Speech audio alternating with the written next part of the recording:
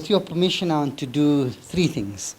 One is there were some questions raised here and posed to government, and I just want to kind of highlight a bit of where we're going to as the Department of Science, Technology and Innovation to contextualize this particular activity in a wider set of issues. And the starting point there is that it's become increasingly clear to us that you need to be looking and adopting systems thinking in the way that you're doing things.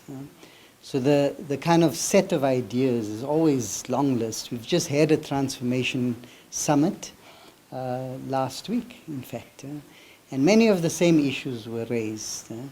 But part of the difficulty is that it becomes a list of issues with no sense of quantification, scale, etc. So many of the things that people have suggested, for example, supporting the youngster from Vambeer, we have a grassroots innovation program.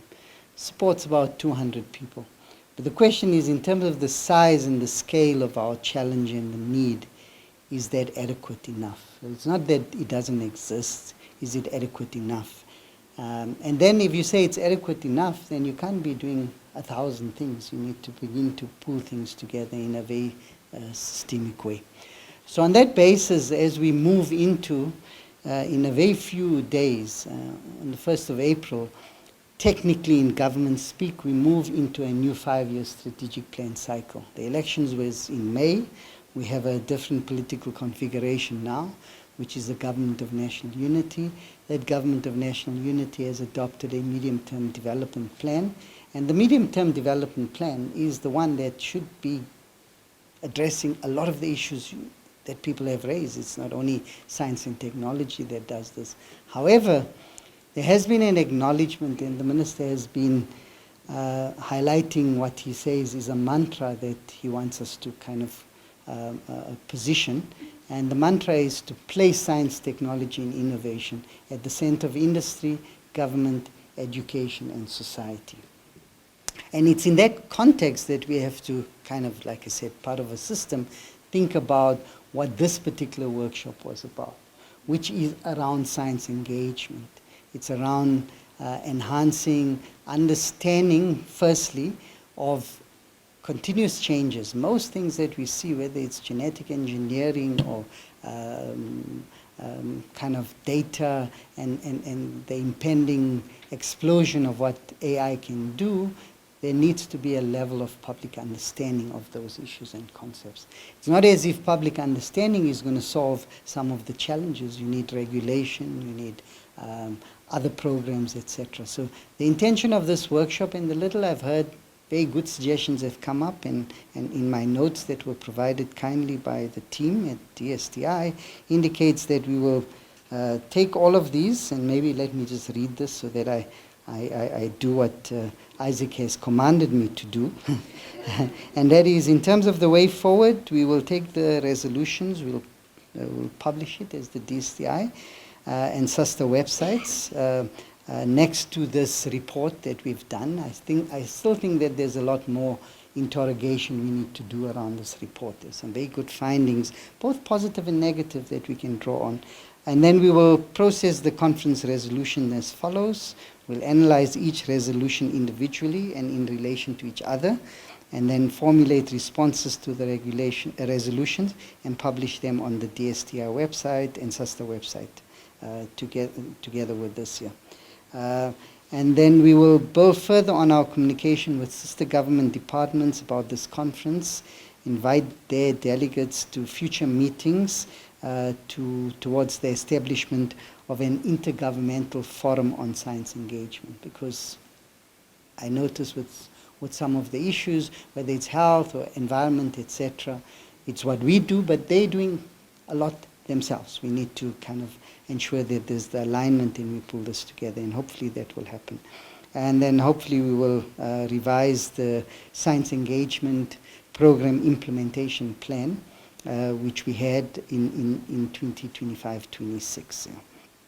And then the idea is to do the survey every 5 years, so we will start preparing the ground for the next 5 years. So Isaac, I've done that part. I'll come to the thanks, but then to build onto that way forward then.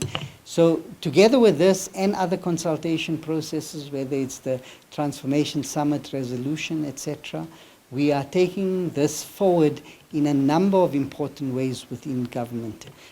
So firstly, there has been agreement to set up what we call an interministerial committee on science, technology and innovation. And the attempt there is to ensure that there's a lot more joined up government in terms of the science, technology and innovation mandate. We're also upping our engagements with broader society, whether it's industry or societies, etc. And in here, the NSTF is playing a sterling role in bringing those players together. So we are hopeful that over the next 5 years, a lot is going to change in terms of the link between science, technology and innovation and national development. Some of it will be done by the DSTI, but not all of it will be done by the DSTI. The DSTI, by the way, has a very small budget compared to many other government entities.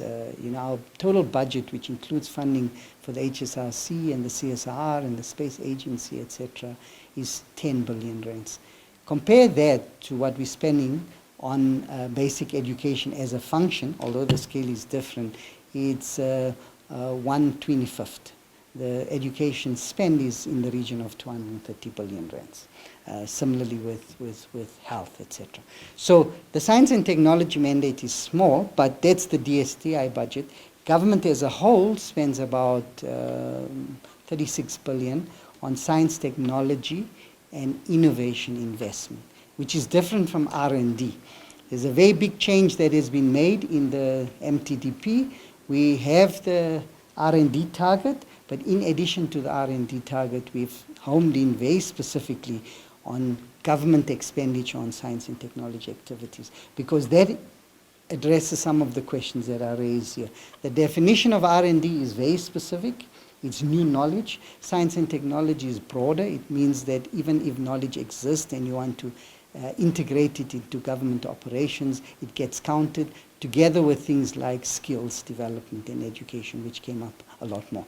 So we think that that's a better measure for our stage of development in addition to the R&D survey. So we're hoping to have that conversation, and your support from whatever parts of the system you come will be important. We need to push for South Africa to up its investment in science and technology investment, which includes R&D. It's not just R&D. Yeah? So I thought I'll address some of those questions. There's a lot more happening in the system. This is a small slice of what is happening. There are conversations about institutional building. What do we do about human capital development? What do we do about research infrastructures? How do we get support innovators a lot more, whether it's grassroots or innovators, or also innovators who innovations that come out of the lab, etc. And so it's very difficult to cover those things. But in terms of the conference today, we have a set of recommendations that people have made, and we will then look through those recommendations and see how we can integrate it as part of our science engagement strategy.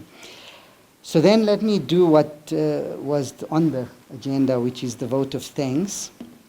And firstly, I want to kind of thank the HSRC for really the groundbreaking work that we've done in terms of this survey.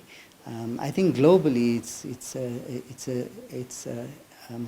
a significant event. There's not many surveys of this type, and a lot of work had to go into thinking about how to frame the survey, etc. So to Vijay, because although she's retired, she's, you never retire. Minister said, that's why you have these things in the science and technology field, tenure for life, is because your brain, unlike, 65 is a retirement age designed for an industrial era. You go into an industrial, your body can't handle it, supposedly, when you had things like mining operations, etc. But the mind doesn't stop, So Vijay, we thank you, and we are confident that you will contribute in future, as well as shaping the kind of future, not only of the survey, but how to take the survey into action. And then also the scholars who did a tremendous job in supporting the discussion over the course of the days. Dr. I have to now pick up this because it's a bit small. Kobile Kaba, am I saying that right? The clicks, not? Yes, no?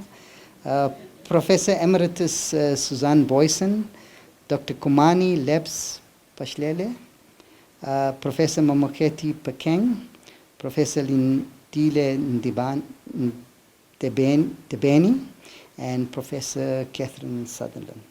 If I've done a bad job of pronouncing your names, please, apologies for that. I will get better. But then most importantly is to thank all of the delegates who have spent 2 days with us for being here, for contributing your knowledge. And I'm hoping that you've not only contributed to the resolutions, but you take away things that you would like to do in your own spaces. Because ultimately, it's not about what feeds into the final resolution, is how you take this into, and I've seen Science Center reps from our entities, reps from different agencies, etc. Take this back, especially the networks and the new people you've met, and the kind of new ideas that you were able to take forward. So sincere thanks for that. And then to the NSTF under the leadership of Ms. Yancy Niehaus, thanks for putting together this conference. We know it's not easy, and we always value the work that the NSTF is doing. And then finally to thank, two thanks. To thank the SASTA team under Dr. Omaletsi Musia for the supportive role played during, before, and hopefully after the conference. And then not forgetting the DSTI team under the leadership of Dr. Manzini. I think they excluded it because, you're shy of doing that, but I can say this. Thanks for this. But on your side, you and your team, Isaac, the pressure is now on to do what we have committed in our annual performance plan, which is where I want to end off, and that is to broaden and deepen science engagement over the next 5 years. So thank you, safe travels, and look forward to engaging with you in other future forums and seeing some of the discussions and ideas that were shared during these 2 days finding their way into action and impact. Thank you.